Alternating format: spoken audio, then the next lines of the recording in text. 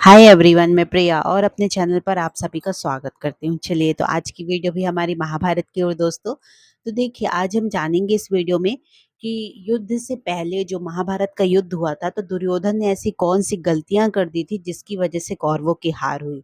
या फिर ऐसा कर सकते हैं कि श्री कृष्ण ने मतलब बाद में जब महाभारत का युद्ध होने ही वाला था या फिर लास्ट ही चल रहा था तो श्री कृष्ण ने दुर्योधन को बताया कि कौरवों की हार का असली कारण क्या था। चलिए, तो सबसे पहले हम आपको ये बताते हैं कि जो गलती क्या थी सबसे पहले। तो देखिए, सबसे पहली बात ये कि महाभारत में जब यह तय हो गया कि कौरवों और पांडवों के बीच युद्ध होगा, ठीक, तब अर्जुन और दुर्योधन श्री कृष्ण से मदद मांगने द्वारका जाते हैं। पहले दुर्योधन पहुंचता है, उसके बाद अर्जुन। उस समय कृष्ण सो रहे होते हैं, इसलिए दोनों उनके जागने की प्रतीक्षा करने लगे। कुछ देर बाद श्री कृष्ण ने आंखें खोली और उन्होंने सबसे पहले अर्जुन को देखा, क्योंकि वह श्री कृष्ण के पैरों के पास बैठा था। और दुर्योधन पर श्री कृष्ण की नजर नहीं पड़ी क्योंकि वह सिर के पास खड़ा था। अर्जुन ने श्री कृष्ण से कहा कि वासुदेव, मैं आपसे युद्ध के लिए मदद मांगने आया हूँ।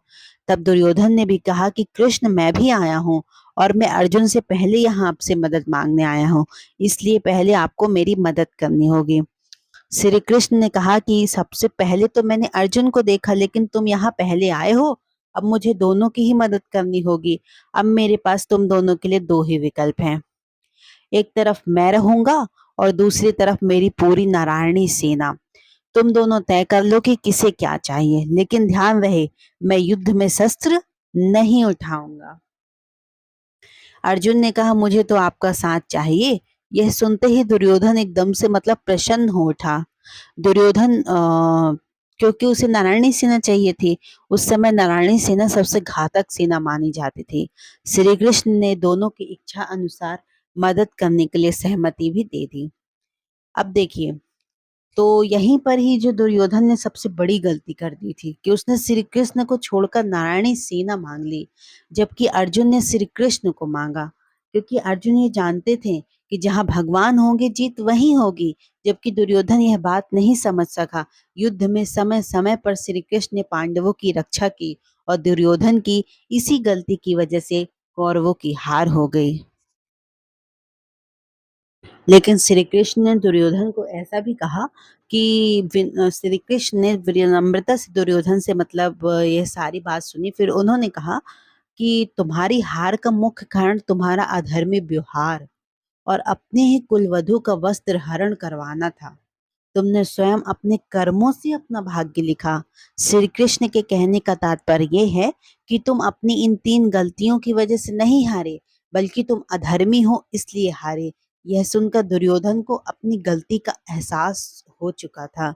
भगवान श्री कृष्ण कभी भी कौरवों के साथ नहीं होते। यह उनकी ही लीला थी कि दुर्योधन ने उनकी जगह उनकी सेना को मांग लिया।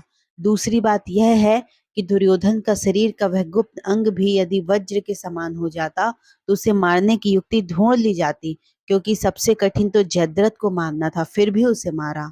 तीसरा यह है कि यदि दुर्योधन युद्ध में पहले होता और आखिरी में, इससे कोई फर्क नहीं पड़ता, अंत में हार तो कौरवों की ही होना था। फिर कहते हैं कि कर्ण सहित सभी कौरव पक्ष के लोग अधर्मी ही थे। कर्ण ने भरी सभा में द्रौपदी का अपमान किया और उसने भी कई बहुत सारे कोई मतलब कम पाप नहीं किए थे।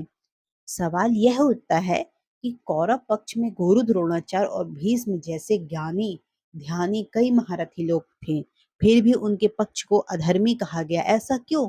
दरअसल ऐसी बात होती है, कहते हैं कि जो सत्य का साथ देता है उसे धर्मी और जो असत्य का साथ देता है उसे अधर्मी कहा जाता है।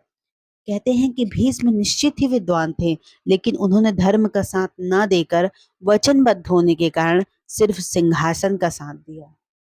भीष्म ने अम्बा, अंबिका, अम्बालिका की भावनाओं को कुचल कर जो कार्य किया वो अमानवीय था।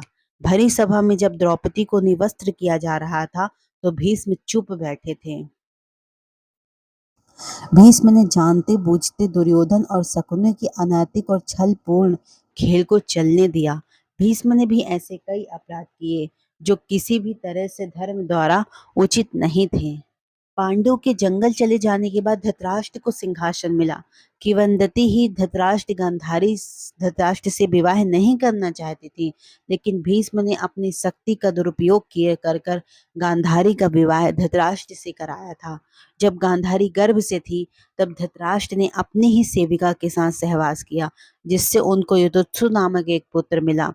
गांधारी के लाख समझाने के बावजूद भी धृतराष्ट्र ने अपने ससुर और उसके पुत्रों को आजीवन कारागार में डाल दिया। मृत्यु से पहले गांधारी के पिता सुभाल ने धृतराष्ट्र से शकुनी को छोड़ने की विनती की, जो कि धृतराष्ट्र ने मान लिया था। दुर्योधन एक अधर्मी सोच का व्यक्ति था। उसकी जिद, अहंकार और लालच ने लोगों को युद्ध की आग में झोंक दिया था। इसलिए दुर्योधन को महाभारत का खलनायक कहा जाता है। महाभारत की कथा में ऐसा भी प्रसंग आया है कि दुर्योधन ने काम पीड़ित होकर कुंवारी कन्याओं का अपहरण किया था। ध्रुव कीड़ा में पांडवों के हार जाने के बाद जब दुर्योधन भरी सभा में द्रौपदी का अपमान कर रहा था, तब गांधारी ने भी इसका विरोध किया था, लेकिन फिर भी दुर्योधन नहीं माना था। यह आचरण धर्म विरुद्ध ही तो था। जब दुर्योधन की लगा कि अब युद्ध होने ही वाला है, तो वह महाभारत युद्ध के अंतिम समय में अपनी माता के समक्ष नग्न खड़ा होने के लिए तैयार हो गया। महाभारत में दुर्योधन के अनाचार और अत्याचार के किस्से बहुत ज्यादा भरे पड़े हैं। पांडवों को बिना किसी अपराध के उसने ही तो जलाकर मारने की योजना को भी मंजूरी ही दी थी।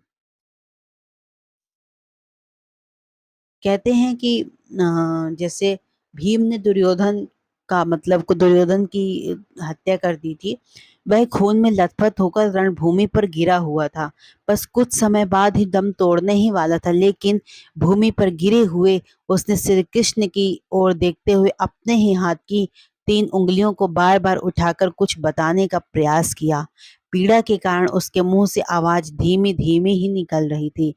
ऐसे में श्री कृष्ण उसके पास गए और कहने लगे कि तुम क्या कहना चाहते हो। तब उसने कहा कि उसने महाभारत के युद्ध के दौरान 3 गलतियां की थी। इन्हीं गलतियों के कारण वह युद्ध नहीं जीत सका और उसका यह हाल हुआ। यदि वह पहले ही इन 3 गलतियों को पहचान लेता, तो वह आज जीत का ताज उसके सिर पर ही होता। लेकिन जब दुर्योधन ने नारायणी सेना मांग ली थी और पांडवों के साथ श्री कृष्ण थे, तो जैसा कि अर्जुन ने कहा कि जहाँ स्वयं भगवान हो, वहां पे जो युद्ध होता है, वो हमेशा वहां पर विजय ही प्राप्त होती है। तो बस यही यही दुर्योधन की मेन गलती यही थी, और दुर्योधन बहुत बड़ा अधर्मी था। चलिए, आई होप आपको वीडियो बहुत पसंद आई होगी दोस्तों। तो ज्यादा से ज्यादा हमारे वीडियोस को शेयर करें और हमारे चैनल को सब्सक्राइब करें। और जैसा कि महाभारत के हर टॉपिक को हम बहुत ही अच्छे से बताते हैं, तो ज़्यादा से ज़्यादा लोगों तक शेयर करें। जो भी सनातनी धर्म से हैं, वो महाभारत एक महाकाव्य ग्रंथ है, जो कि आपको ये सारी बातें अवश्य ही पता रहनी चाहिए। जय श्री कृष्ण।